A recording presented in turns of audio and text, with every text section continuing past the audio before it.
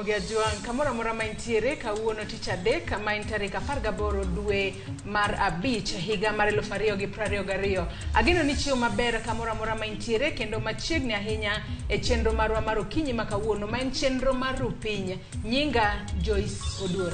Orujo kanyanam en geno marani piny oruni e yo makare kamora mora mintiere machiegni e chenro mar Piny. Nyinga Sharon Ongao. Ramogi Juang kamora mora mintiere machiegni e chenro ni mar Piny kochako sani sa 12 mar okinyi nyaka sa 5 mar onyango. Odiochieng' achiel kende bang' Stella Lor e paw ndeke ma Jomo Kenyatta kendo odiochieng' ma kawuono koro jal mane nene kolor gi nyathi matin kowuok e pinje maoko akia kama entiere to oro kini machiegni samoro en boneno mana chenro ni mar Piny kama entiere nikech en bende wacho notemo ywak dholuo to dholuo ne manong'eyo kano penjo ni atim nang'o jowa Ramogi Juang machiegni e chenro mar Piny. Nyinga Cleophas Oluoch. Cleophas, Stella no chopo nyore. Ngeni wer makamano Mwamburi mano wer. En koko para Stella kawuono. Wa Stella awuok e chenro ka adhi mana winje kendo ne wachomo mana airport kacha mar Ruake. Ne waromo gi jam. Ichiwo nade Sharon ne wachake kodi kawuono. Anachiwo maber. Amor. Koyo mang'ich Nairobi machamre gi nono. Amba chiwo maber. Mana kaka iwacho koyo nakia ni en ranyisi ni koth biro kose nang'o kose podi kalore kod lokruok mar kor lwasi. Seche moko koyo ng'ich, seche moko be kichiwo tiwinjo liet kata kamano nyaka wachope chenro. Kamano. Ichiwo nade Cleophas. Anachiwo maber. Koyo ni tawinja awinja kuwache. Koso kichiro kokoti. Nyalo bedo ni magi midhiero moko marutho kelo mondo mi waparo. Ramogi Juang kata kamoro agero ni bichiwo maber kamoro mora ma intiere wantiere kama mondo mi wakel chenro ni achiel kachiel kochako sani nyaka sa 5 mar onyango. Odiochieng' ma kawuono kama dhi nono gigo mopogore opogore kano odiochieng' tich adek ma wadendo gani WCW ma odiochieng' ma kawuono wadakawe kendo wami joma mine thuolo kachiel kod joma chuo ka wami thuolo mara keto e lela jahera ni otimang'o ma oheri to otimang'o bende e thuolo ne duto mar keto bed mana e ngima moro makare. To ngima makare no bende wadhi rango jogo marango dang'ni mag paro e kinde ni makoro wantie dwe mar 5 en dwe ma oketenge piny mangima mar chiwo puonj ne jogo duto mantiere kod midhiero mopogore opogore mag paro kiero chamachen mago mag mental health onego bed ni bedo e okang' machalo nade mar neno ni jal ma intiere buti kanyo obede yo moro makare. To ak makamano kachiel kod mago mag somo bende wadhi rango e chenro ni ma kawuono mar Piny kachiel kod mano mar mbaka romo. Ramogi Juang mana kamano mana kaka isewinjo ka Cleophas ong'isi gigo duto kata twak ma bende wabiro bedo godo kinyi ma kawuono. Parni chieng' tich adek ka tich adek ka ochopo kanyo sa 2 mar okinyi. Instagram mara kachiel kod Joyce. Mana kamano Ramogi Juang ichako oronwa ote mana sani kinyisowa ni inenowa ka intiere gwenge mane to bende nyisowa nyingi ka bende wabiro bedo kod thuolo makende mar somo moko kuom ote ma bende ubiro oronwa ka wadhi mbele kod chenro mar okinyi ma kawuono. Ka an bende inyalo tudri koda iyuda e Facebook page mara ma en Joyce Oduor, Twitter handle @JoyceOduor, @JoyceOduor, ka TikTok kacha bende inyalo yuda machiegni nikech ma en Piny wayudo lwete okinyi ma kawuono. The challenge of our time is therefore to make our intermediary cities and municipalities sustainable and fit for all our citizens.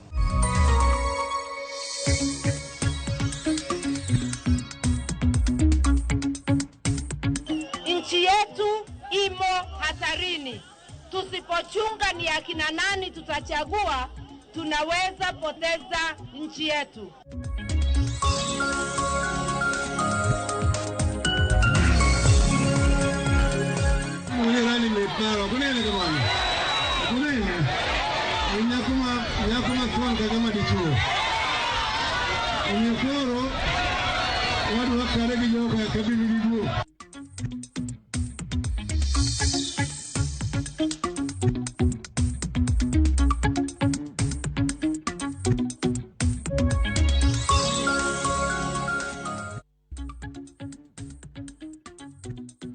Ramogi Juang machiegni e chenro mar Piny magi weche manyien moikoni okinyi ma kawuono. Kawacho gi weche go mag siasa wayudo kanyo ni jatend duond bura mar Kenya Mano Martha Karua ne oduoko erokamano ne oganda mawuok e kaunti ma Kirinyaga kuom yie thuolo kod hawi mar donjo e siasa ma sirkal mamalo. Mane otimore e kinde mane Martha Karua ne oriwre kod jotelo mamoko mawuok e riwruog siasa mar Azimio la Umoja One Kenya Alliance kane otimo limbe makende dalagi Karua mantiere kaunti no ma Kirinyaga. Simfros Okinda nigi lerno.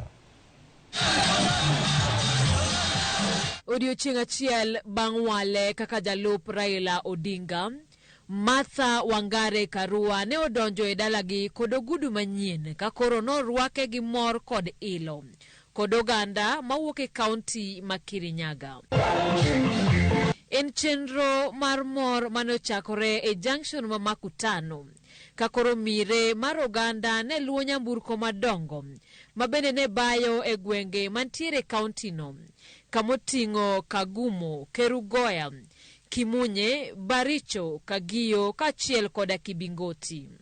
Oganda mathoth ne ochung' e genga Piny mar rwako kendo puoyo Karua ne ogudu manyien makoro orwako.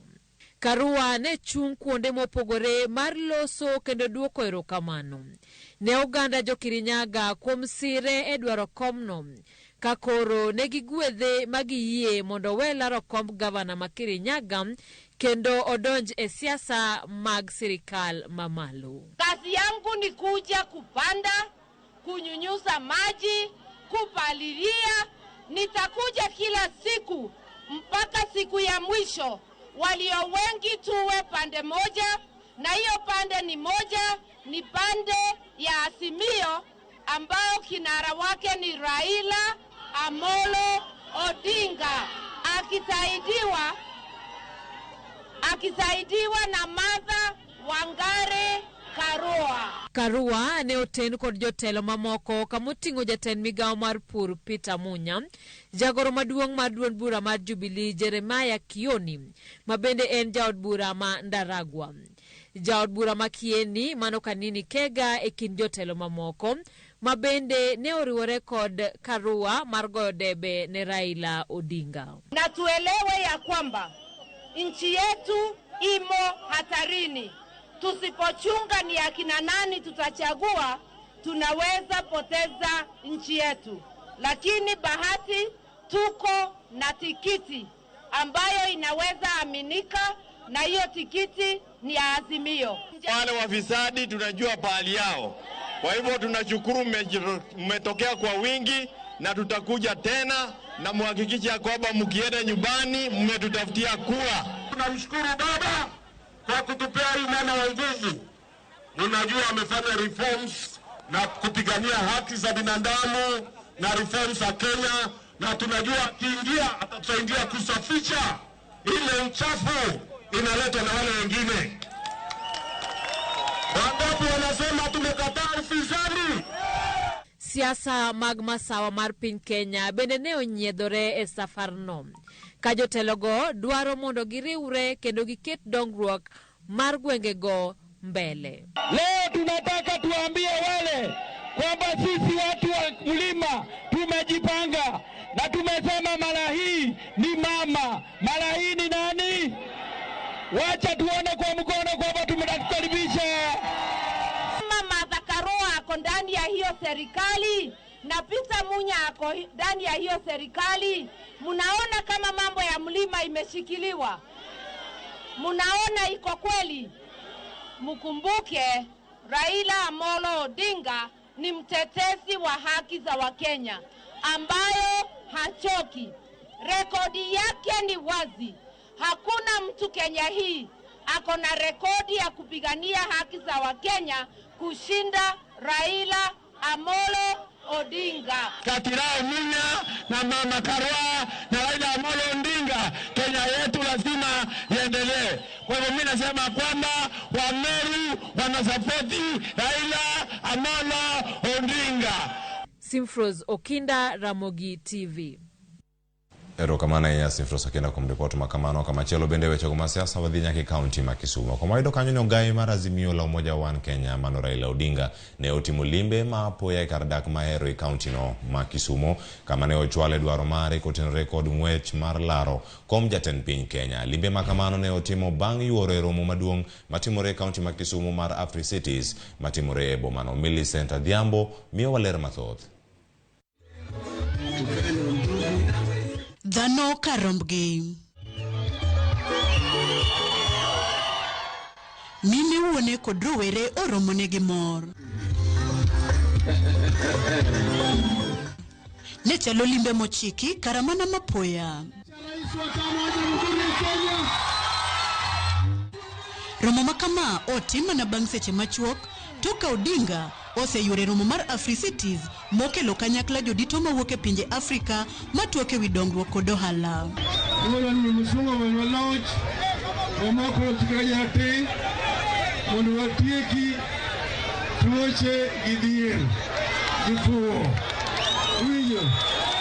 Odinga be nogoyo duonde piny koriwore kanyakla gi jo Kenya e wi ngima masani orido.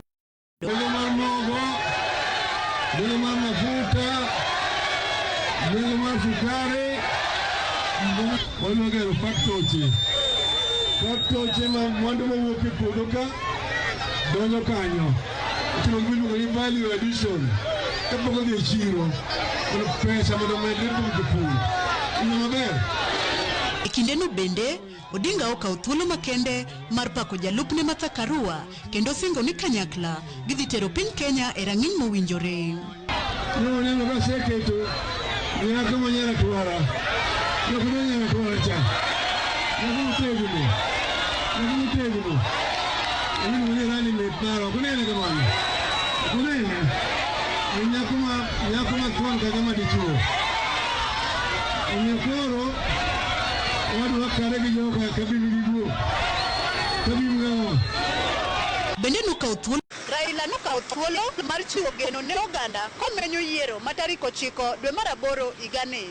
Millicent Adhiambo, Ramogi TV, Ahero, Kisumu County. Ka pod wantiere county ma Kisumu warango gigo bende mapotimore sekta machielo e romo machielo manitiere county no ma Kisumu mano mar Afri Cities. Kumokoro wedo ni pinye mag Afrika ojiwo mondo ket maino e gero kembe matindo e pinjegi kendo keti okenge makare mag jiwo dongruok mag kembego. Mae ote mane onyiedhore romo mar Afri Cities mano yawo odiochieng' manyoro e county ma Kisumu. Kaka jalieta lero romo no ne oyaw gi jatend piny Kenya Uhuru Kenyatta.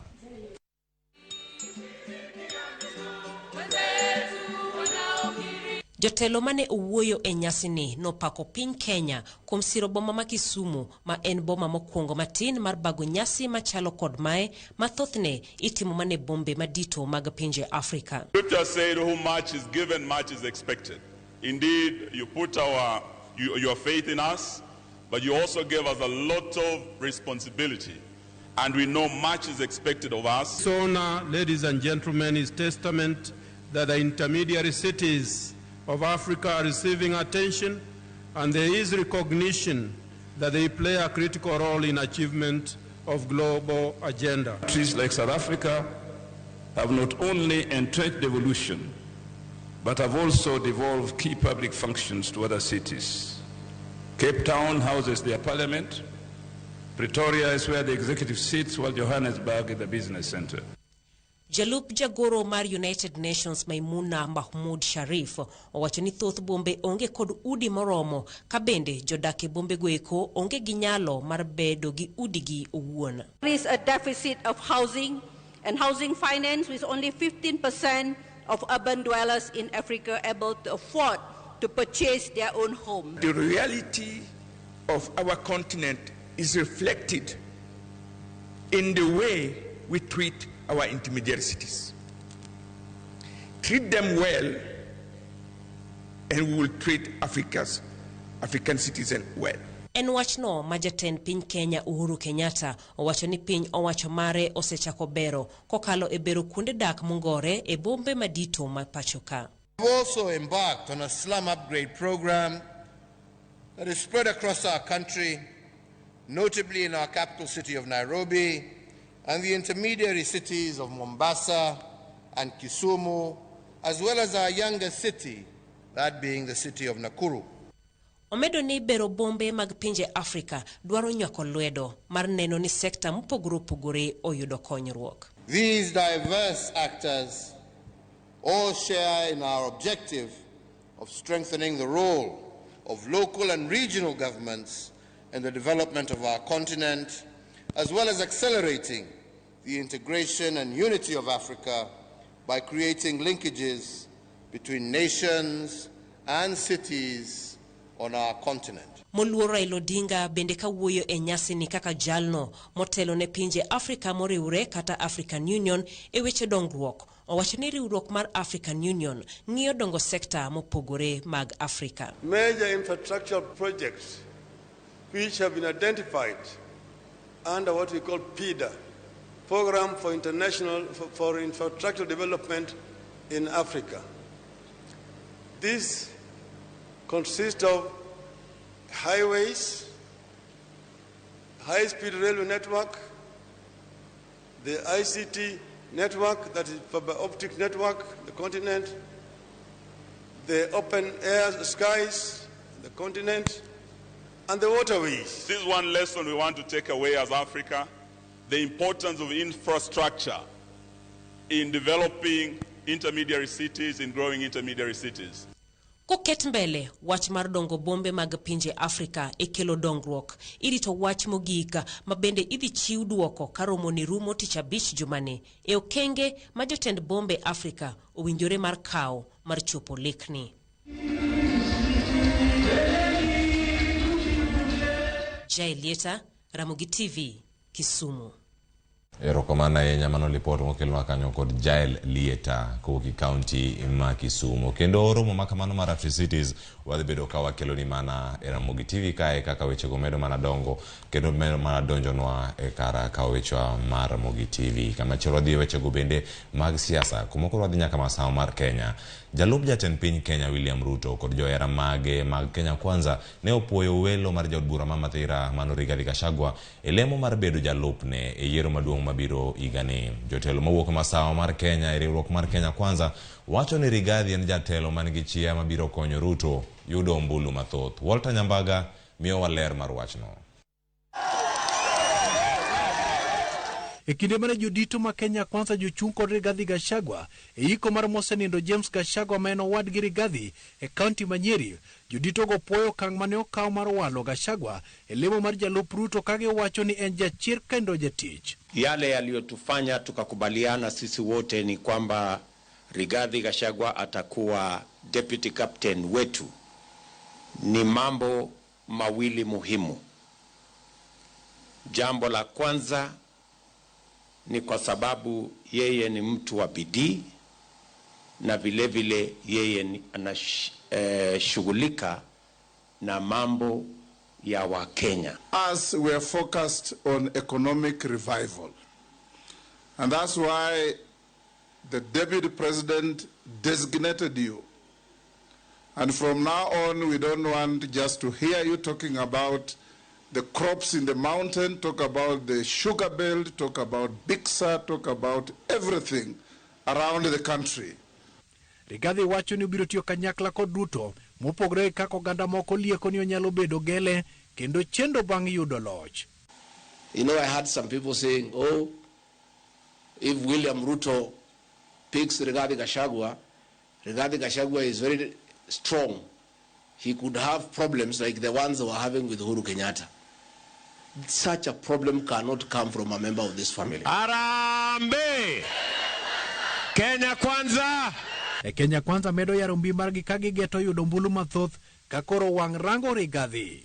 Every other time I have had a conversation with Rigathi Gachagua, it has been about the people. If we are not discussing GMR, we are discussing how to improve the lot of ordinary business people. Na Rigathi, hiyo ni earthquake ya Kenya Kwanza, na hiyo earthquake ndio itazima mambo ya zimia tarehe 9 mwezi wa 8. Wakati umefika, and it is already defined very well the contest. The other day we unveiled our running mate, who is Rigathi Gachagua. Na ukichukua Gachagua uondoe RI, inabakia Chagua. Na Chagua wako na Ruto. Kage timo limbe margi Kiambu County, jotelo go choro ote mar uchumi kotelo makare. Kenya kona zote, hata hapa Gatondo na Kiambu tunalia uchumi. Tunalia uchumi ama hatulii? Jod bura masiro Ruto no wuok tung mosuogi Azimio la Umoja, kage wacho ni mbi mar Azimio koro yola masamar piny Kenya. Kwa hivyo contest yetu ni Chagua Ruto. Amuka kwenda kupiga hiyo kura ni ya kuteremusha bei ya unga. Ruto Ruto Rigathi Rigathi. Walter Nyambaga, Ramogi TV. Wechego mag siasa podi orangi matimore ne jolar kom piny ten Kenya mapoda nitire nyimeka. Jalar kom jaten piny Kenya giotiko mar Safina Party mano Jimmy Wanjigi ne owalo kil mare Willis Otieno kaka jalupne jachung' maonge kod duond bura mare bende mano Ruben Kigame bende odiochieng' manyoro ne owalo jalupne. E ot mar fungamano buore Nairobi. Johera mag jalar kom ten piny Kenya Jimmy Wanjigi ochokore ka girito lendo moyiedhi kowuok kuom jachung' margi. Bang' thuolo matin, Wanjigi chopo ka oikore mar keto lendo e it jo Kenya. Olando kil mare Willis Otieno kaka jalupne e ng'wech mar laro kom ten piny Kenya e yiero madwe mar 8 kendo kao loch mar Kenya ka Uhuru Kenyatta otieko thuolo mare mar telo. As I unveil my wonderful running mate, a great son of this soil, a great young man, a diligent professional, a great friend, my brother, my young brother, Willis Otieno.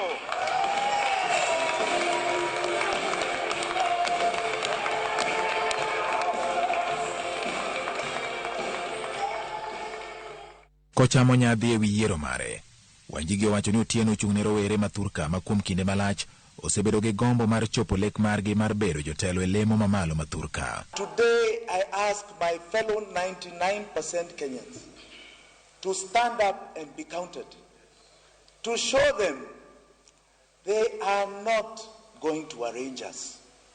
They are not going to plan us. There is no special formula for government. Government is about ideas. What are the ideas that we bring to the table? The persons who cause the problems of our economy cannot provide the solutions to those problems. It is us to now provide a platform through which we will show the people of Kenya how we can transform this nation to be a great nation. E kinde mane nyasi mar Wanjigi dhi nyime ufungamano, jachung' malaro kom ten piny Kenya maonge duond bura mora mora Ruben Kigame bende oketa yanga Irene Ng'endo kaka jalupne e ng'wech morie debe e yiero madwe mar 8. Kigame ma bende en jawer olero ni dwaro mare en jiwo yuto mar piny Kenya. Kakoro piem en neno ni IEBC okodino negi oko. Jalar kom ten piny Kenya kod otiko mar riwruok mar Badilisha Mwaure Wahiga bende olando Ruth Mutua kaka jalupne e ng'wekede momak tonde e dwe mar 8. Maromo jochung' 55 malaro kom ten piny Kenya osechwalo nying jolupgi ne IEBC kakoro girito mondo puodhgi kod duolno mar yiero motelo ne yiero ma tarik 9 dwe mar 8. George Bati, Ramogi TV. Erokamano ahinya George Bati kuom report makamano. Wadhi nyime bende wayud moko matimore e boma ma Nairobi. Riwruok mar joma mine e piny mangima midendo ni UN Women ne obago romo mar joma mine e kaunti ma Nairobi kama ne gigoye mbaka e okenge ma mine osegoyo ahinya to e yore mag telo e pacho ka. Romo makamano nokelo kanyakla jotelo mopogore e pacho ka. Lydia Okeyo miyo waler mathoth. Matin ne seche 24 kende bang' riwruok mar Azimio la Umoja dhialo Martha Karua kaka jalup Raila Odinga e yiero mabiro. Jotelo mamine ma pachoka kaachiel gi mago malaro kombe mopogore mag siasa kod mago man kod ng'ol mopogore nochoko budho mar lalruok e wi yore mag jiwo ten joma mine kendo neno ni thuolo mowinjo mi joma mine omigi kaluwore gi chike ma pachoka. Wan kaka joma mine wamor maratari. Wamor maratari nikech koro waneno ka ng'ama miyo e Kenya ni koro nitie gi opportunity mar loso history tok tarik 9 dwe mar 8 higani koponi oyier team mar Azimio odonje kom to wan gi ng'ama miyo deputy president for the first time in Kenyan history. Koro ma en gima duong' ne wan kech koro wan kaka joma mine waneno ne koro wechewa kaka joma mine bro chopo e kom ma most powerful e Kenya kae. I also want to really congratulate my political party leader, Azimio Coalition, Right Honorable Raila Amolo Odinga, for finding it fit to nominate a woman as the Deputy President of Kenya, and really appreciate our side of coalition because they showed that women can do it. And when I look at the history, 8th Parliament, we were only 9 women. Mother Karua and I bonded. We moved, we went out, we went to UN Women. Minego no paro manene ahinya to lwenje ma mine osekalwe chakre higni mag 1960 koting'o mine machalo Mekatilili Wamenza, Field Marshal Mudhoni Wakirima, Wamboi wa Kinyari, Togi Mamoko. The women used different mechanisms to fight for the liberation. Mekatilili is quoted for using her dance to defy the colonialists, to make sure that she passed the message that, yes, we want freedom. I first thanked Mama Ida Odinga because the way she kept herself when the husband was in detention, took care of her family and children. She has stood with Raila Amolo Odinga. And I said, her character is what made Raila have confidence in women leadership. Otherwise, if she was not good to him, do you think he would have had any confidence with the other woman? Bende negipoya ahinya okenge mamine osego pacho ka weche mag telo koriwo nyaka medruok e kwan mar mine mano yiere thuolo mag telo yiero maduong' mokalo yiero jotelo mamine apisi mopogore opogore machalo kako gai madoho mapacho ka to gi mamoko. We are not asking for tokenism, we are not begging. We all queued up in 2010 and said yes to a constitution. Election of 3 women as governors, 3 senators, 23 members of parliament, 96 members of the county assembly, and 47 women representatives. The discussion of whether you're a woman judge or a man judge is gone because we have normalized it. Eseche makoro piny Kenya timo yiero madwe maraboro, minego koro jiw mondo riwre gi duond buche mag siasa mondo megi manyo mbulu ir oganda jo Kenya mana kaka joma moko kendo kik gigen yudo kombego mag siasa mana nikech gen joma mine to tijgi ema koro mondo nenre. Never give up and never quit your party because that would have looked as. At one point, I said, I'm the president of political parties. Any political party that I'll go and raise hand and say, nani atanichukua, si mungenichukua? Kama kweli unaona mama yoyote amesimama, chagua mama, chagua maendeleo, chagua mabadiliko. Let's show that women, we do it differently. Don't put that burden on us. Let's do whatever everybody else is doing to get what we want. Jotelogo no singo siro mine madilaro kombe mopogore opogore mag siasa kendo miyo gi maino malaro kombego. I would request that if we are able to fundraise or be able to support the women candidates that we have in this country, we will manage to have a better number in both parliament, national level, and also Senate and the MCAs also. So Sabina, continue. May God bless you. I will bless you and say that there will be something for you that God will give you. Ero kamano ahinya mano report mokelo kanyo kod Lydia Ukeyo. Kama chielo pendo dhi nyaka county ma Migori. Kama koreno jo siasa mag ODM e county ma Migori medo golo pachgi ndalo machuok bang' gavana ma Migori Okoth Obado nyocha oyier kaka achiel kuom jogo madhi tayo campaign mag UDA gwenge ma Nyanza. Jaod bura Masuna West Peter Masara mane owacho kata kane olose gwenge go Masuna West kama ne ochiwo omenda mag somo ne jopuonjre ne owacho ni Raila Odinga osetemo manyo kom mar jatend piny Kenya ma ok owinjore Obado bede opara manyime mar kwedo chenro mare mawang'ni. Wan sani mawuok wadhi campaign ne Raila Amolo Odinga to winjo ni Ruto be oyiero Obado waka ni mondo campaign ne tadwa kwero joluo telo ni wasemanyo masama Raila yudo ni ok obiyie ne ng'ato mondo kethnwa kura ni mondo Raila kik bed president. Omiyo jokanyana makwayo ni kuyie kik ugochne jogo kura, gochne uru Raila, Molo, Odinga, Ombulu to gi joge Raila mondo mi sirikal udhi obed makare. Wawuok e kaunti ma Migori kendo dhi nyaka e kaunti ma Mombasa. To koro nyakora Ramogi Jwang. Mombasa en achiel kuom bombe ma piny Kenya okete geno maduong' to ahinya e wechego mag ohala to chutho kaluwore kod yuto mawuok e wath ma Mombasa kaachiel kod chenro mag welo matimo limbe.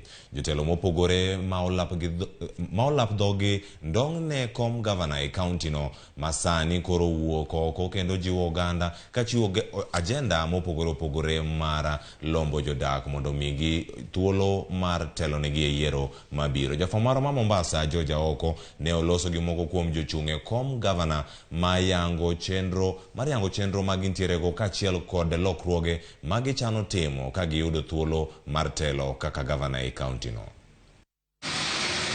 Kaunti ma Mombasa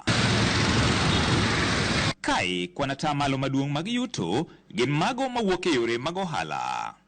Ma en ni mar thoth mwandu mikele pacho ka kuok e pinje ma oko machalo mafuta, nyamburko, chumbe, mbolea, ngano e kind mamoko donjo gi meli madongo mago e wath ma Mombasa. Nam ataro mokwako boma ma Mombasa, dho wedhi mani kod kuoyo marachar kaachiel kod otende mogere lony manyasani gin mana moko kuom gigo ma bende lombo kwanata malo maduong' mag welo kaachiel kod joket mwandu. To ni mar Mombasa en boma namba 2 e tok mano ma Nairobi, jolony koni kaunti ni dwaro telo mong'ith, to chutho ni mar pinje mag libamba bende oketo geno e ohala manie kindgi kod wath ma Mombasa. Jogo masani wuok oko mar laro kom gavana Mombasa gin Hassan Omar manie duond buch UDA, Abdul Swamad Sharif Nasir kod duond buch ODM, Hezron Awiti Bolo kod duond buch VDP, kaachiel kod Mike Sonko manie duond buch Wiper e wi jotelo mamoko. Gin agenda mage magin godo mokwongo mag lombo jogo ombulu maromo 600 e kaunti ma Mombasa. La kwanza ni kuhakikisha kwamba tumeleta sera ambayo italeta ajira kwa vijana.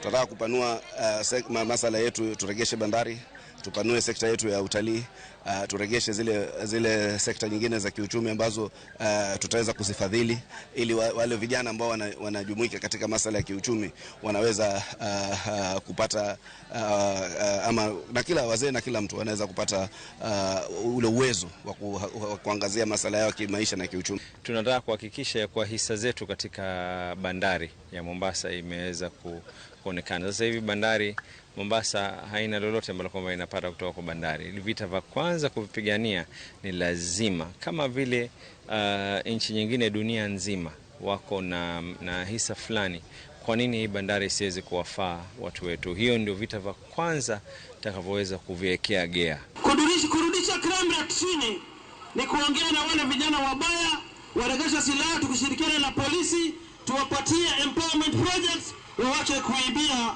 wa Kenya, si ndio? Maimuna Mwidau en jalony kurka weche mag siasa e kaunti ma Mombasa. Kwa muda mrefu Mombasa hakukuwa na siasa ya hoja. Ilikuwa ni siasa ya mtu binafsi, anaangalia yule kiongozi wanayempenda, anayefurahisha, pengine kuna sherehe mengi, lakini kwa mara hii wamezungumzia hoja muhimu sana. Kwa ufupi ni huduma kwa wananchi, na kwamba kuhakikisha kwamba kutakuwa na maendeleo. Hawatataka kumjua mtu ni kabila yake, hawatataka kujua dini yake, wala hawataka kujua zaidi asili yake. Lakini wanaangalia, je, kiongozi huyo ataweza kuleta mabadiliko kwa wananchi wa Mombasa? Jotelogi koni lek margi eneno nigiloko ngima jodak. So public-private partnership has to be included. Then thirdly, watu wengi wa Mombasa kwa sababu wanahisi ya kwa hizi pesa watu wanazotozwa ada za kulipa ni kubwa. La pili, tutaka kuboresha huduma za afya. Hilo ndio katika majukumu makubwa ya gatuzi zozote ni swala la afya. Kwa hivyo tunataka kuhakikisha hapo tumeweka ufadhili zaidi, tumeweka madawa, tumeajiri wale watu ambao wako katika health sector practitioners. Pesa nitie kanyo mang'eny ahinya. Abro kwayo national government meli mora madonjo Mombasa County nyaka bed gi partner gi local. Through shipping agent, through clearing agent, gi partner the law komia thuolo mar governor. Abro timo mano. Kata kamano, moko kuom jodak Mombasa bende koro wuok oko gi paro mopogore ewi jogo mowuok oko mar laro kom gavana. Abdul Samad Sharif Nasir onyalo bedo ni ng'ama nene kawuono neno ni en slow, but kinene in a long term program tineno ko ng'ama neno ka slow lana, but ng'ama keen, en good city, en sober, en flexible, en open, is a good listener, kendo komiye time to nyalo bedo gi intellectual political sobriety kaluwore gi sama koro wantiere. Sonko nigi gik mang'eny e toke, nobedo impeached, iyware kode e weche mag sirikal, e weche mag ang'o, tineno ka jopiny pod ohere. Mano nyisi what kind of a leader ma japiny dwaro, to ok kind of a leader ma jomosomo gi jomotelo dwaro. Sonko pok ochako kata campaign, osemana uso propaganda, to osebedo popular moingo joma nochung' kata joma osebedo mbunge kuom higa manok. Omiyo mano is a warning call ne jok madwaro komno kata molap dhogi ndong' ne komno mondo ging'e ni kare pok gichopo kiwango ma japiny dwaro. Sema kweli, Abdulswamad amekuwa kiongozi wa Mvita na kazi yake sehemu ya Mvita imeonekana, lakini amehusishwa zaidi na uongozi uliokuwa kwa Mombasa. Kwa hiyo mara nyingi ukisemekana kwamba wewe umehusika na ule uongozi unaondoka, wananchi pia wanaweza kukukataa. Hassan Sarai amekuwa senator Mombasa na ni mtu ambaye anasema sana kuhusu wanyonge, kuhusu maendeleo, kuhusu ufisadi, lakini hajajitokeza kiwango cha ambapo Sonko ameonekana ile kazi ameweza kuifanya Nairobi. Kwa sababu kama ingekuwa kuna tofauti ama kuna karibia na Sonko, basi hata vijana haramu wamekuweko siku zote. Lakini hawajawahi kujitokeza wazi wakisema kwamba sisi kazi hii tuifanya kwa sababu ya shida, lakini kwa sababu Sonko amekuja na akiwa ataweza kutusaidia sisi tutaiacha hii kazi. Kwa hiyo pameonekana mfano ambao haujatokea. Kwa hiyo Abdulswamad na Sarai wote ni viongozi, lakini kuna kuzidiana ile kazi. Koro en thuolo mar jodak e kaunti ma Mombasa yiero gavana magineno kani kod agenda mabiro chopo lekgi to chutho ewi moko kuom gigo magidwaro. George Aoko, Ramogi TV, Mombasa. Mane report mowuok e kaunti ma Mombasa nyakora Ramogi Joang kokelo kanyo kod George Aoko erokamano ahinya to nyaka kanyo ema wakelo e giko weche manyien okinyi ma kawuono. Kamago moko manoiko ni okinyi masani erokamano kuom bedo kodwa chaka chele Facebook kanyo kata diero diku mineno wa mane chenro mar piny ka wagonero kama jogo moorno otegi ka giwacho ni gineno yo machalo nade wagonero erokamano. Jaki Nyarmodi wacho neno wa kochomo orak tir erokamano ahinya, wacho ni wamos ne Kalonzo ka wanene koni. Aya wawinjo wachni Cyril Ochieng Twin wacho kanyo ni asemolo kan usenge. Fred Jaka Black wacho ni aneno rupiny maler Migori kayo. Luoch Paul Audi neno waka intiere Kiembeni Mombasa an kodu kamane kako wache kanyo. Albert Gweya wacho ni ayudo makare e boma ma Changamwe Mombasa. Okotho Njiko Jaunga wacho ni unga kanyo yudo yo makare. Chwade gi Nyundo Tingli bende yudowa erokamano. Kevin Arucho wacho ni good morning rupiny aneno maber ahinya ka ntiere Mbita erokamano ahinya kuom kete ka. Gideon Daya wacho ni maro go Kabondo waru maber, wacho ni wacho mana nitie weche motimore kanyo ma nitiere sikun gi ang'wanon gi kendo ang'wakel gi. Rolex Odhiambo bende osemolo. Achunga mar Siaya kachiel kod Odongo Wuod Asembo Chris Otim aneno waka ni Migori wagono erokamano kuom bedo kodwa. Wakawo yweyo machuok maduogo en nonro magazet midhi ta kod nyawadwa Joyce Oduor kapod wantiere ka e chero mar piny kik idhi mabor.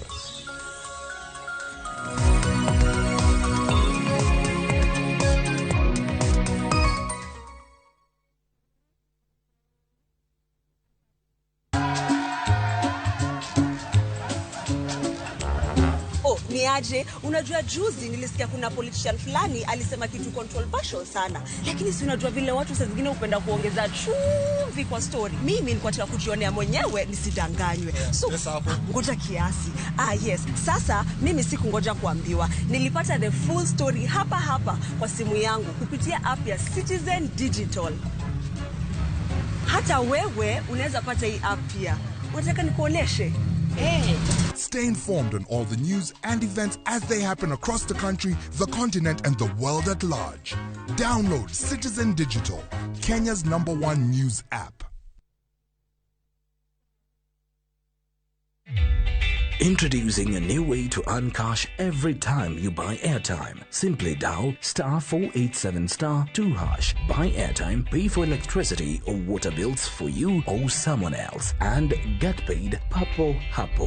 Usinunue airtime na tokens bure bure tu. Earn instantly with *487*2#. Dial *487*2# now.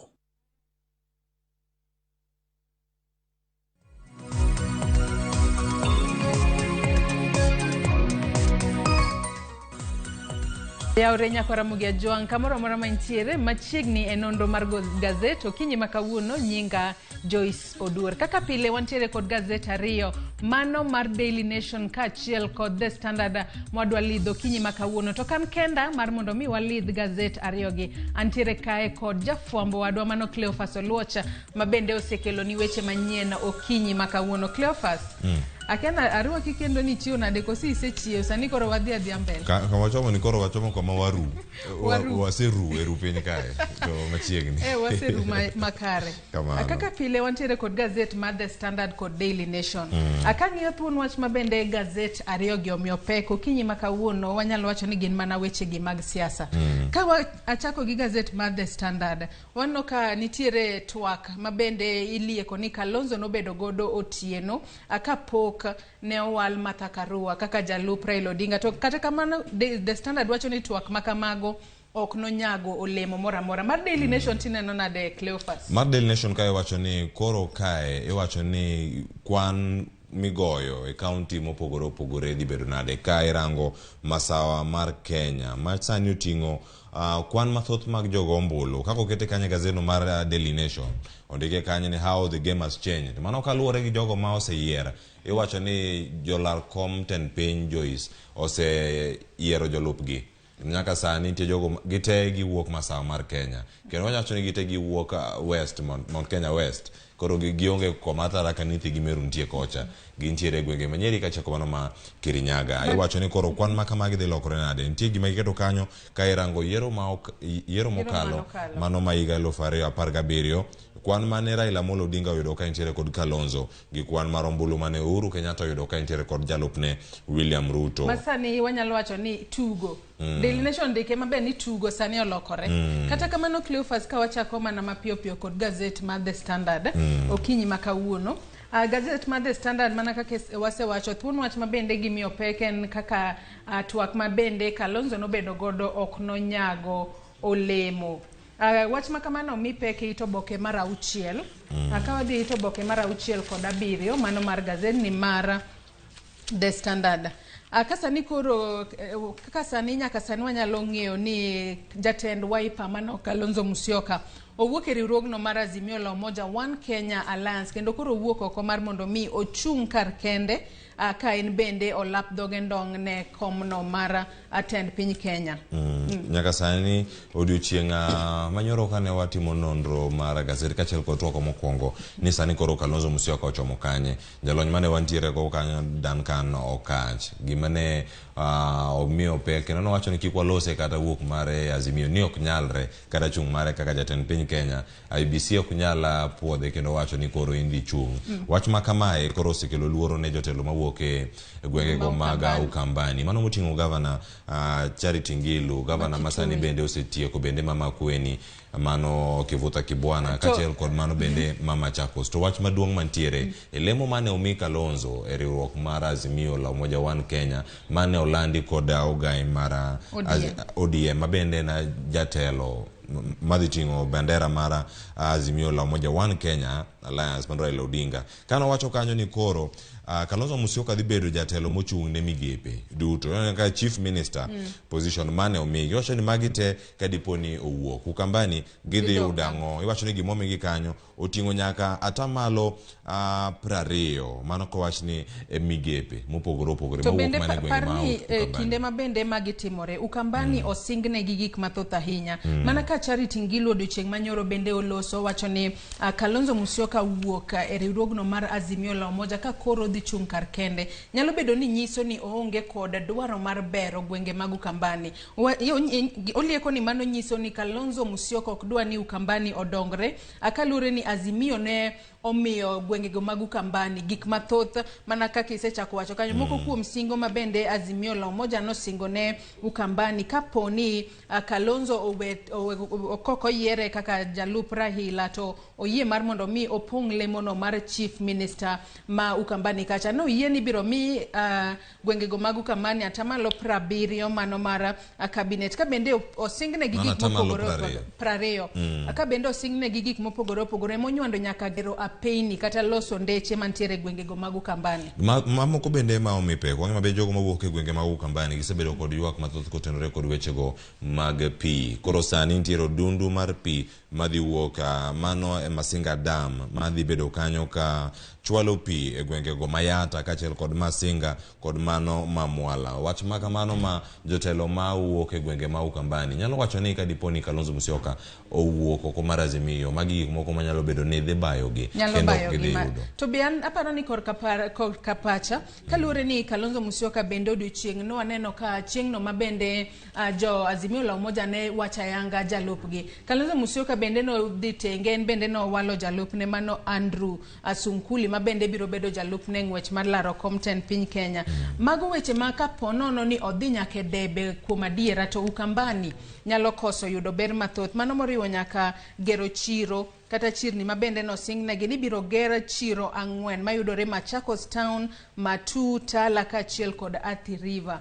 Kata kamano wan kaka jofwambo waketo wang'o kaluwore ni bende liekore ni tarik 28 mano dwe mar 4 higa mano kale maneno odiochieng' mogik mane jotenda kata duond buche mag siasa nonego bed ni chwalo nyinge jogo mabiro chung' kaka jotend piny Kenya to liekore ni ponono Kalonzo noko chwalo nyinge kata kwa ng'eto boke mar 7 kanyo Wiper lieko ni Kalonzo no chwalo nyinge ne IEBC wach maka mae nikech wang'e ni Wiper kanyo wacho ni koro nege chwalo wach mar bedo mar chwalo jalupne e yiero maduong' ni bedo kanye nyaka sano ne pod nitiere riwruok mar Azimio la Umoja One Kenya mabende One Kenya Alliance ni mano okelo duond buche mopogore opogore ma Wiper mare mane motelo ne bende na achiel kuom duond buche maloso Azimio la Umoja One Kenya mar Martha Karua bende nitiere kanyo mano na Kenya kaachiel kod mano mar Charity Ngilu ma en ogai mar burano mar nak jogi thoth kendo wacho ni ka gibiro kumora achiel Azimio kacha giloso riwruok mar siasa maduong' kamano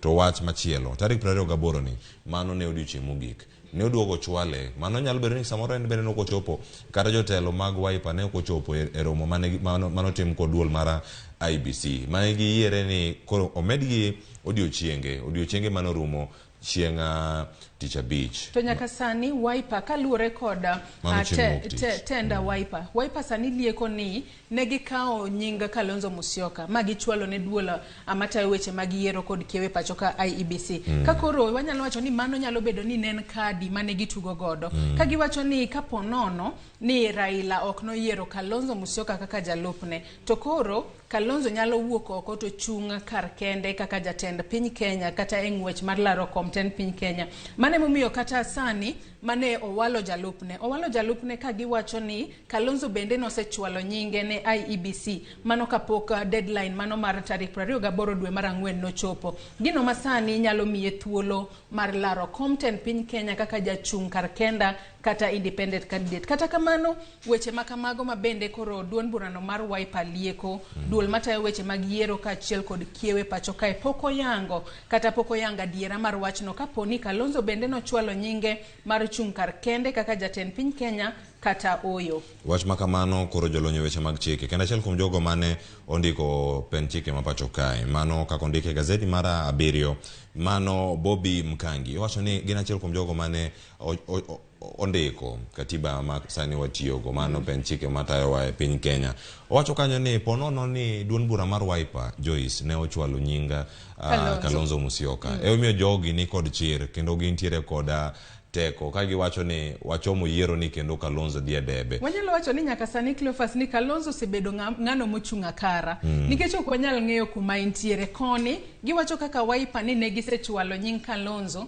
mar mondo mi obi ochung' kaka jatend jalara kom mar ten piny Kenya kod otiko mar Wiper to kendo ne gintiere Azimio la Umoja koro ng'eyo adiera margi nyaka sani ok wang'e ochunga kara to bende par ni Azimio kacha bende ne giketo kokgi ogirimiti ma bende yango ni ok inyal wuok e riwruok mar Azimio la Umoja nyaka dweche 3 mano to kier ma indi koro biro bedo yo machalo nade Cleophas. Wach makamae makoro pod entiere Azimio kanyo mana kaka nolero richo manyoro gi jalonyo weche mag siasa kod chike pacho kae mano okila Duncan Okach. Wach machielo mane omiyowa en ni kochopo nyaka sani oonge kod thuolo mar wuok e riwruok mar Azimio la Umoja. Otwe kacha kaluwore gi ogirimiti mane gichope to nyaka sani Azimio ema nyalo chungo Kalonzo mane kaka owache kae kod Bobby Mkangi kaya okanyo itobok ni mara 7. Owacho kanyo ni Azimio kende ema nyalo chopo kacha kendo ochwal ng'ur margi kaluwore kod chung mar Kalonzo Musyoka. Ka gichwalo ng'ur margi IBC nyalo winjogi to kok gichwalo IBC biro mana podho Kalonzo to Kalonzo dhi mana nyime gi chung. To wach machielo bende makata jolonye weche gi mag siasa medo mana nono ka gima Kalonzo temo gimoro ni runoff. Wacho ni force runoff mane kaka ondike kanyo bende wacho kanyo ni bang' kosewere kacha gi ogai mar ODM Raila Odinga e ng'wech mar laro kom jatend piny Kenya kendo kembe koro wuok odhi lare. Wach mantiere ni koro gidhi bedo kacha winjo ni mar Jimmy Wanjigi nyalo bedo third force. Ko bedo third force mano tiende ni nitie machielo bende makoro kobiro dhi chuno ni jogi onge ng'ama dhi yudo kwan mar ombulu ma tamalo 50 mano kimede achiel mago te onge ng'ama dhi yudo to mano tiende ni Kenya wadhi yudo thuolo mar dok e yiero machielo kendo ka onge jatelo moro amora moyudo kwan ombulu maromo kamano. Nyalo bedo ni mane kwano magigoyo kata kamano wan kaka jofwambo waketo wang'wa mar mondo mi wabwane gigo matimore ka wadhi mana mapiyo piyo Cleophas adwan wadog nyaka itoboke mar 4 mano mar gazeti mar The Standard kaluwore ni aneno ka omi pek picha mar Martha Karua bende oketa oboke mokwongo mano mar gazeti mar The Standard. Martha Karua bende manyoro kata no wal kaka jalup Raila Odinga e ng'wech mar laro kom ten piny Kenya. Kod chieng' manyoro ne waneno ka Martha Karua odhi e kuma nonyuole kata gwenge manonyuole mano e kaunti ma Kirinyaga mar mondo mi ponono odhi obed kod mor gi jogo kaluwore ni joma thoth ahinya to jogo mawuok e kaunti ma Kirinyaga ne omor ahinya kod kaka ne owal Martha Karua mar mondo mi obed jalup Raila Odinga e ng'wech mar laro kom ten piny Kenya. To mana kaluwore kod weche mondik kaendi ka bende koro nyaka sani wanyalo ng'eyo ni ondike kaendi by joining Raila Karua resolves faces tough test. Kaluwore ni Martha Karua nosebedo kong'ere kaka jalno maponono ne ok winjre kod Raila Odinga kinde mokalo chien ka wang'iyo kata ewi wachno mar BBI. Martha Karua ma en jatend duond burano mar NAK Kenya kinde mathoth ne waneno ka ok osir BBI to nyaka sani koro riwore kod kwethno masiro BBI. Ma nyalo miyo loko pache kose oyo kata kamano kaendi bende aneno mana koket asigana mar Martha Karua kaka osebedo e telo kaka nobedo jaod bura mokwongo mano mar Gishugu mayudore e kaunti ma Kirinyaga. Inyalo wacho nade ewi wach mar Martha Karua ne Martha Karua anyalo chiwe kaka ranyisi ka warango kata weche go matimore Muma iwacho ni kani dok dala tunyo kane ji noruaki kata Yesu Kristo kane donjo iwacho kacha nodonjo koidho mwana punda.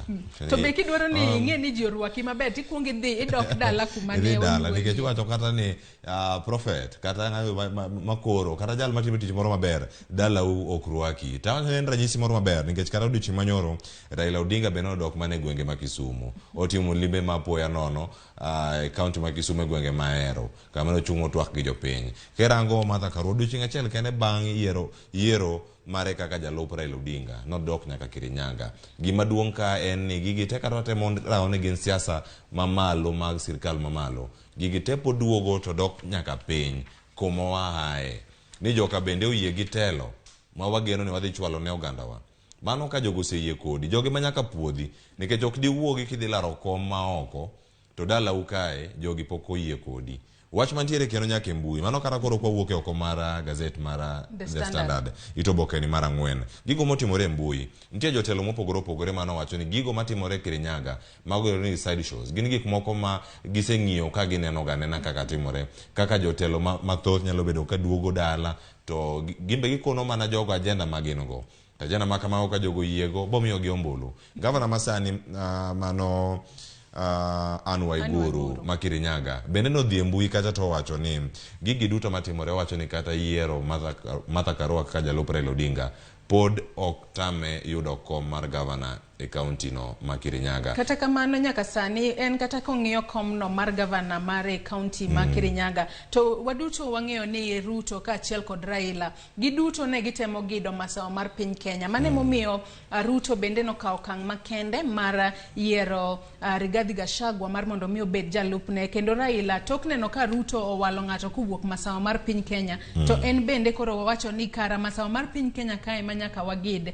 Kaluwore ni counties mantiere masawa mar piny Kenya nitiere kod kwano mbulu mathoth ahinya ma jo Kenya kata jogo ma olap dhog gi ndong ne komten piny Kenya nyaka ne ni giyudo kwano mbulu mathoth ahinya kowuok kono. En gimoro ma onyalo wacho ni nyaka sani obiro kanyo gi lony ma oseyudo e paw siasa, kendo nyaka sani igni moeo 20 mano ka entiere kanyo kata igni 20 ka en jaod bura no ma Gishungu, kendo osebedo kanyo ka en de kaunti ma Kirinyaga. Kata doko ne laro kom mar gavana e kaunti ma Kirinyaga bende ne ok oyudo. Nitie jogo mane sire lwedo. Biro mar siasa iwacho kanyo ni en game changer. Ka oloko tugo mantiere paw siasa en ang'o monego bed ni timore. Odonje pap ji tetni koso ji timo ang'o. Iwacho ni jok moko kithni ka koro winjo nyinge kodonje siasa nikech wach mar mine, joma mine koro kodonje siasa. Iwacho ni kanya en kwano mane Raila Odinga ogoyo makare koso oyo. Matwak ma pod odhi bedo go Joyce ka pod otemo mana rango ni pat jondiko kata jogo mantiere kanyo. Ka wang'iyo ito boke mar 5 kae mana mapiyo piyo bende duol matayo weche mag yiero kod kiewe pacho kae paro ne mana jo Kenya mar mondo mi odhi onona ka bende nyinge gi ondika maber mano e list mar joluto mbulu e pacho kae. Ka chenro makamano oyaw ayanga kata noyaw chakre tarik 4 dwe mar 5 higani kendo biro dhi nyime nyaka tarik 2 dwe mar 6 higani.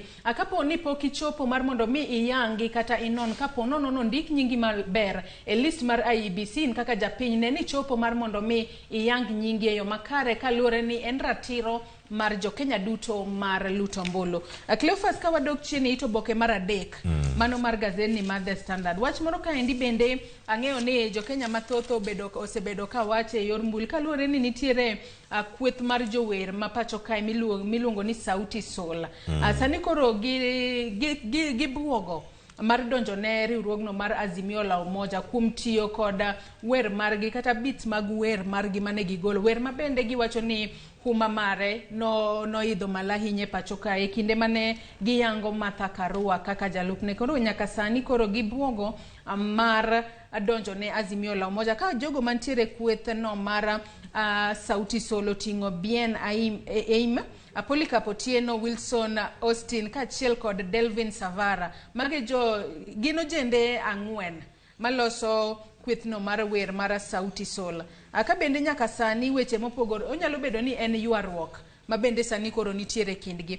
Par ni ogai mar ODM Raila Odinga nochulo omenda maderom shillings 526 ma bende nochulo ne Music Copyright Society of Kenya mar mondo mi oyienegi mar tugo wende mopogore opogore kinde mag campaigns.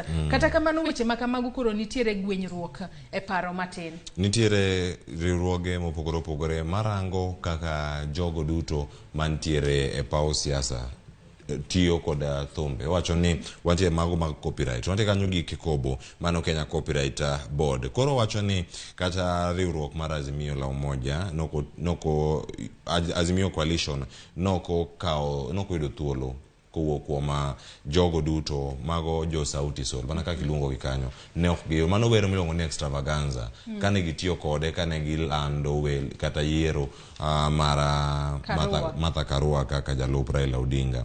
Nok en gimoro mane giwacho ni nok giyudo yo moro maber. Koro bang' mano nitie jogo mane odhi e mbui kendo e mbui kanyo nitie gik moko mane giwacho ma opogore kotenore kod wach mara welo mane kaka gintiere. Nitie jogo ma owacho kanyo ni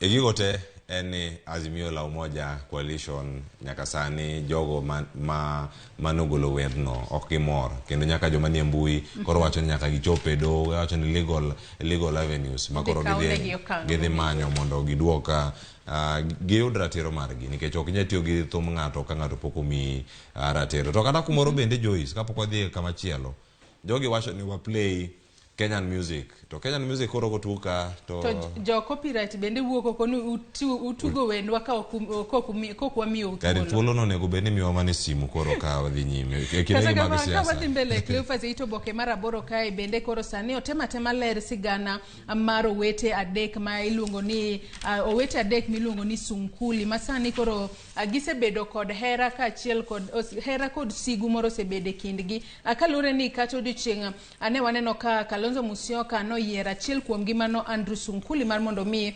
obeda ajalupne eng'wech mar laro kom ten piny Kenya. Magi mana weche mag siasa ma bende pod nitiere ito boke mar aboro kanyo bende oliek wechego mag Ruto kalure ni Ruto odiochieng' manyoro ne ochopo iko mar owadgi jaod bura ma Mathira mano kuma bende ne gitemo goyo siasa kalure ni weche mag siasa tinde donjo nyaka e wechego e chenro mag iko kata kamano ne gitemo kwedo kwethno mar Azimio la Umoja ka giwacho ni Azimio la Umoja osebedo ka sando moko kuom josiasa mano moting'o Wetangula Mudavadi ka achiel kod Kalonzo weche makamago bende giwacho ka gitiyo godo kaka yorno mar sero mbulu.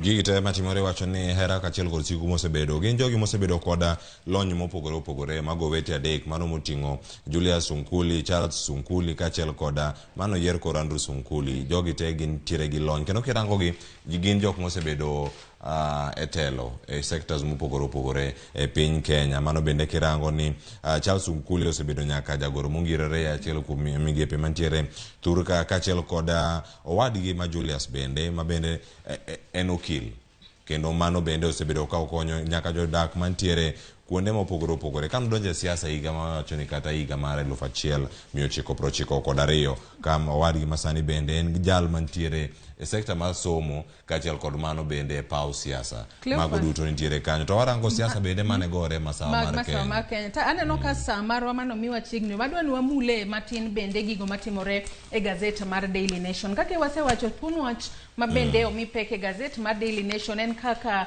tugo koro lokore mano tugo molokore kaluwore ni sani koro Ruto ka achiel kod Raila giduto giyiero jolupgi kawuok e gwengego mag masawa mar piny Kenya mano nyalo pogo ombulu masawa mar piny Kenya kosebiro bedo nang'o Cleophas en gimoro madwacho ni koro ng'ama tek koro mondo kawa ombulu kaluwore koda lombo kata kaka idhi lombo jogo ombulu mantiere masawa mar Kenya to gima duong' ni masawa mar Kenya kanyo nigi jogo ombulu makwan gi dero 5.8 mano ka warango sani higa ni mar 2022 higa yiero mokalo Uhuru Kenyatta noyudo kwan mamalo mano 4.1 bende kwan makamano dhi dok piny kadiponi Ruto ema koro dong' e kwethno kende ka Uhuru Kenyatta sani siro lwedo Raila Odinga mano oyudo kwan ombulu maromo 88,453 nokochopo kata 100,000 e masawa ma Kenya kwan dhi lokore yo machalo nade en gimoro mawarito kendo mane kwan moro ma jogi osebedo ka goyo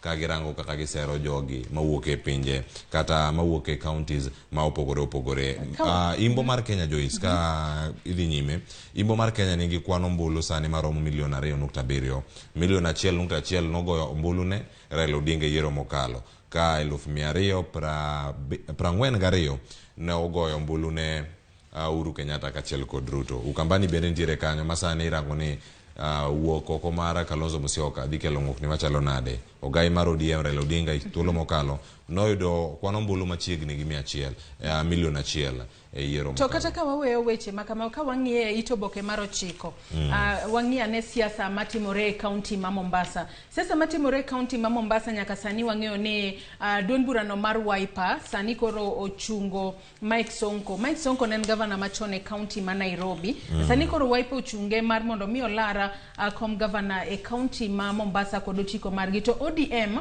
bende ochungo Abdul Swamad Nasir mano Sharif mar ODM ma bende owal kanyo mar mondo mi olawro tiko nogo mar gavana e county ma Mombasa kod otiko mar ODM to nyaka sani kalure kod polls ma bende gazeti ma Daily Nation notimo Abdul Swamad na Sharif Nasir ma otelo ne Mike Sonko kata kamano giwere mana kod atamalo 7 kende kasani koro wachore ni Abdul Swamad ponono nitiere mana kod mbi kalure ni en ja ODM to kinde mang'eny wang'eyo ni ODM wanyalo wacho ni gwenge makadho wath nam chumbi kata county ma Mombasa en stronghold margi kendo gisiko ka giyudo ombulu mathoth ahinya kowuok kono. County ma Mombasa en achiel kuom counties ma dhi bedo ka warango ahinya kora moge jwangi gigi duto mosebedo ka timna kaka nyalo neno kanyo wang' jowi mari mineno kanyo mano kwan mag ombulu mantiere county no kanyaka sani Sonko ntiere kanyo biro mar Sonko e pau siasa osekelo liet mokalo ahinya nyanto jodak kachiel kod jotelo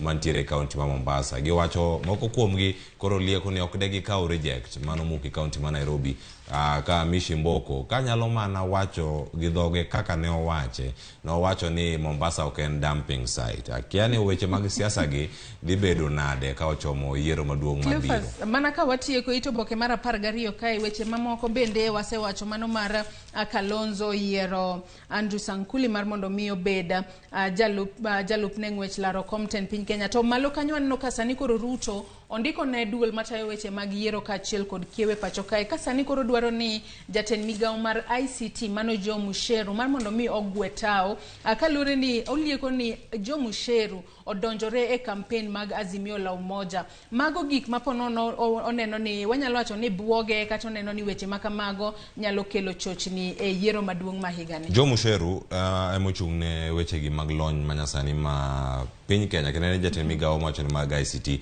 giweche duto moting'o lony manyasani to wach mantiere maduong' kaka ne Veronica Maina ma en jagoro maduong' mar duond bura mar UDA owacho kanyo ni gidwa mana ng'eyo kadiponi systems mag yiero duto nitiere yo makare kendo ok dhirochgi e gima chalo kamano. Musheru noduoko ga wach makama e kinde mokalo kano wacho ni onge kod teko mar timo gimoro amora machalo kamano mar rocho wechego mag yiero. Erokamano Cleophas aneno ka samarwa mano miwa oserumo nyakora Ramogi Ajwang' gikanyo wachopo godo e giko mar nonro mar gazeta ok adwa ni mul wechego mag adhulo gikanyo wachopo godo Arsenal ok adwa ni mula Cleophas weche Arsenal we wabo wacho e chal mar fwambo nyakora Ramogi Ajwang' kanyo wachopo godo e giko mar nonro mar gazeta kinyi makawuono kane walidho ni alidha gigo mantiere gazeta mar Daily Nation kaachiel kod The Standard gikanyo biro kawo yuyo matin kaito nyawadwa Sharon Ong'aw biro donjo e twak mokwongo mar rupiny kik idhi mabor.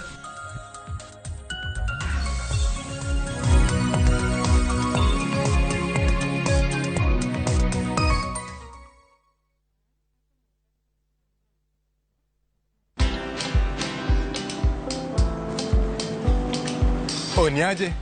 Ni kama unashanga kwa nini naangalia simu with so much focus